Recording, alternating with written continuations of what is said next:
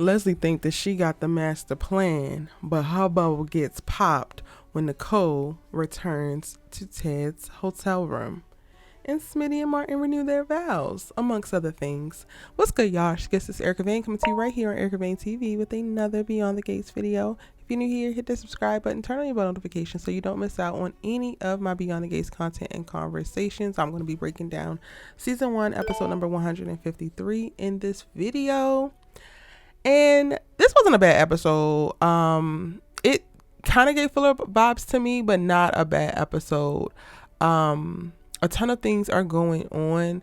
I am just, I'm hoping that we can get to the point where people are divorcing what they have going on versus what the next couple or the next person has going on, because there's so much logic and conversation of like, well, if I take this person back, then you should take this person back. And in this episode, we get to see Smitty and Martin renewing their vows, and Smitty is still of the camp of like, yeah, maybe they'll get back together.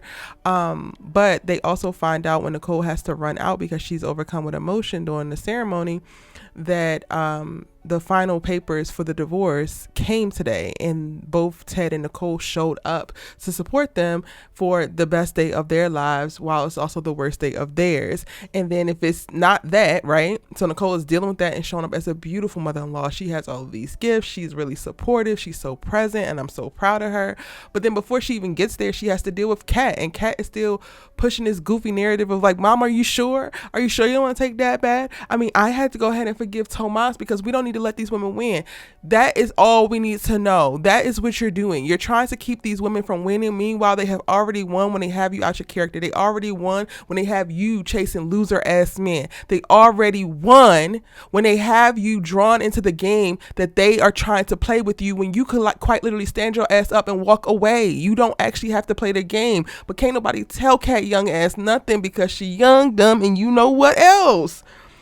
Oh, they are making me stress with my girl, and I ride for Kat, I do, but I'm also going to always call it like I see it, and Kat is pissing me off behind this no good man, behind this raggedy ass man. And I don't know, if y'all just wanted to give additional flavor, y'all gonna have to find somebody else because the actor is not doing it for me.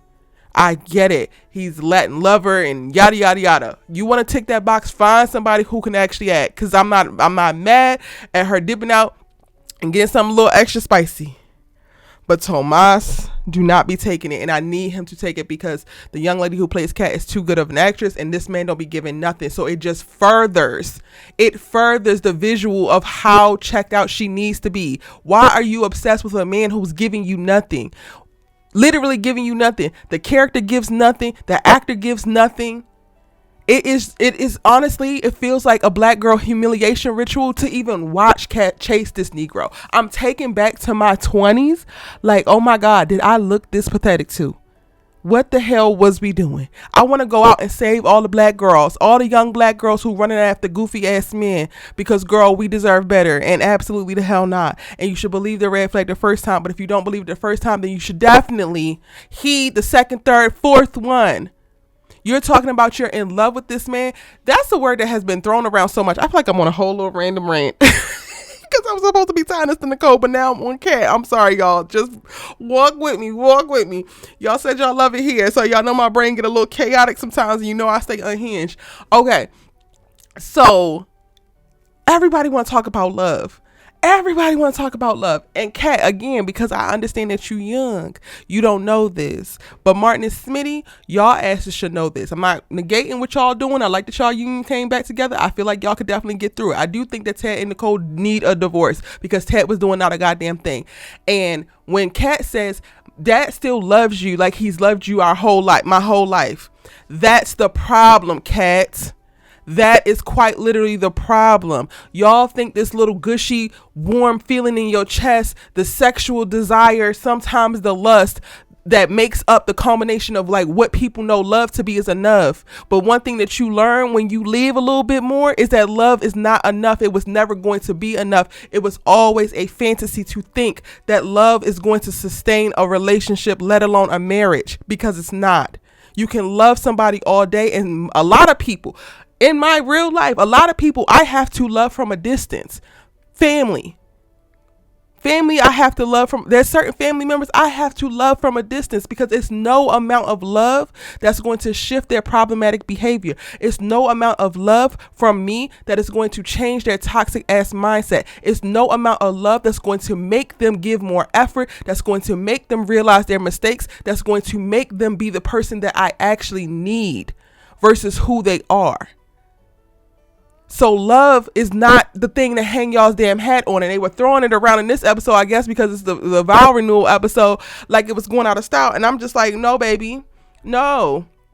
You talking about you love Tomas, that should tell you right there that you don't know what the hell you talking about. And if all you got is love for him, then clearly you need to take your ass back to the drawing board.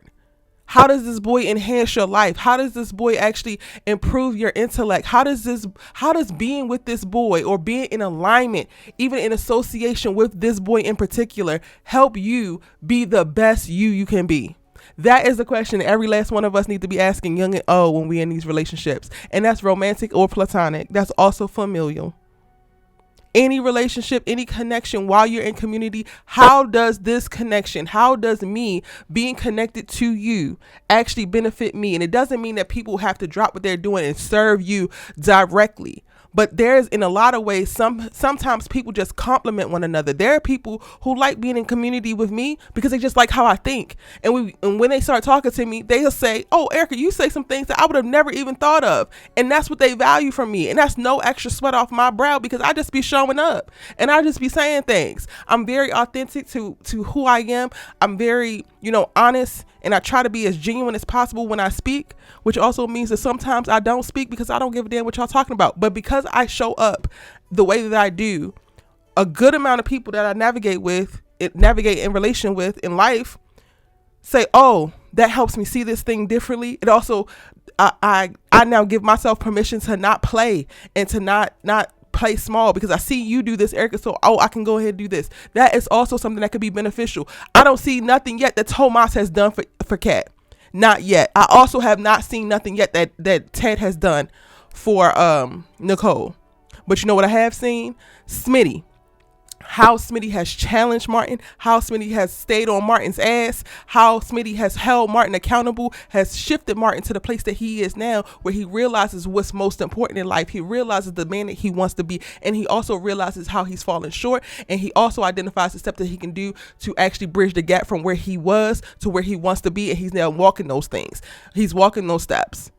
That is the difference. That is like playing out for us, like clear as day. So to watch Kat's naive ass be sitting up here in Nicole's face talking about some, you sure you want to do this with Dad? You sure you want to walk away? Do you realize all that you're giving up? She was getting nothing, so she's losing damn near nothing but some stress. But the weight of the attachment of this marriage, and the fallacy that it was this perfect thing, that this beautiful thing, this thing for other people to ascribe to or to aspire to, when it wasn't. What she's losing is unhealthy ass weight. Heavy ass problematic weight. And yes, it's not comfortable, because you're moving into a season where you're going to do something different. At this point, the easier choice would be to be comfortable in the chaos that comes with Ted. This is the scarier choice. This is the more unknown choice, but this is the most peaceful choice. This is the choice that's going to allow Nicole to walk into her next version of herself. So absolutely, she should be making this decision. And I'm tired of you, as her goddamn daughter, who also recently been cheated on, campaigning for her to go back to a person in a version of herself that did not serve her and was not happy just because it looked like it was happy. The same way, Kat, that you ain't happy in this Tomas situation, but you want to look like it so that you can front in front of Eva's ass. But who is Eva? Why are we bending over backwards trying to win and look good to our haters? The hell? But we can't tell Kat nothing, y'all, because again, she young, dumb, and what? Yes. Now, what it is with Nicole going to Ted's hotel room at the end, I think she want to hit it one more time.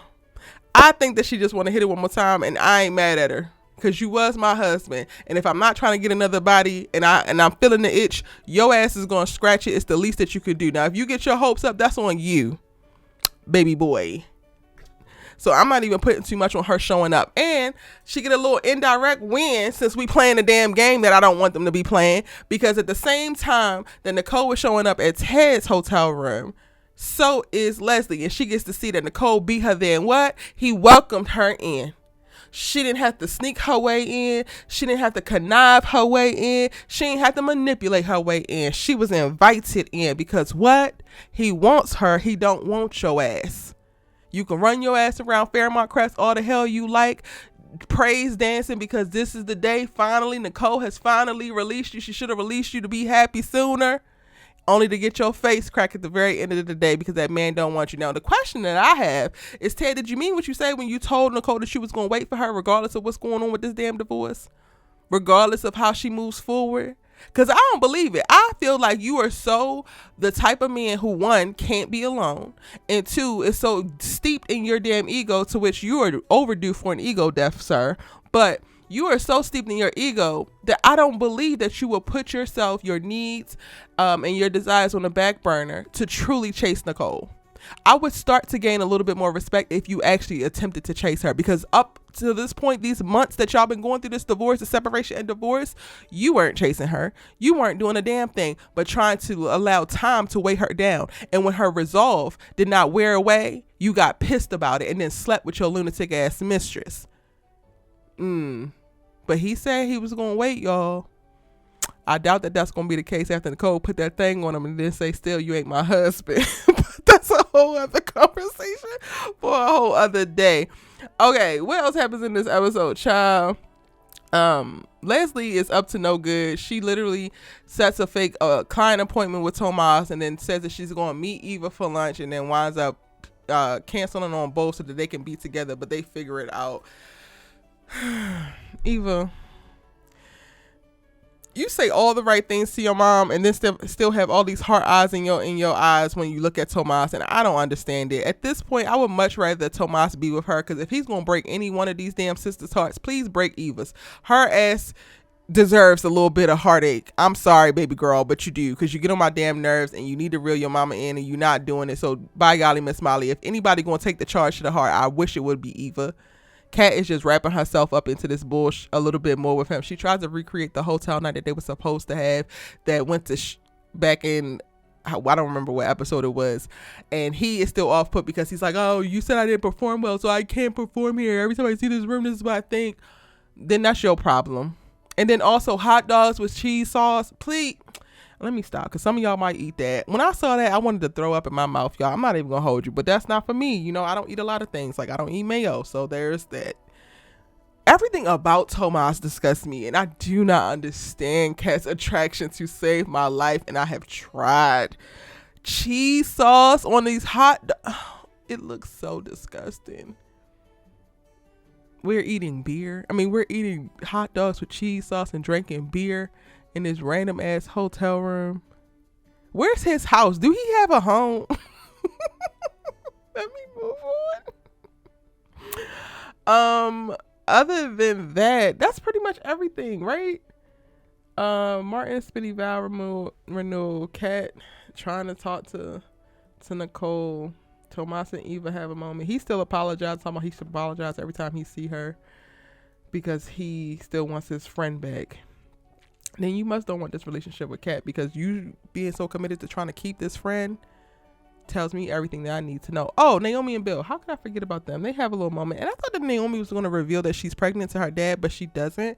And I feel like Bill might be the conversation that she needs to have, because the more they talk, the more I realize that she's mirroring how she's moving within her career after her dad. And her dad is the one out of the mom and dad relationship that didn't give up anything, that didn't sacrifice, but he could, because that society accepts a man being missing, play dates and games and doing all of this stuff because he got to bring home the bacon and he's the leader of the house, blah, blah, blah, blah, blah.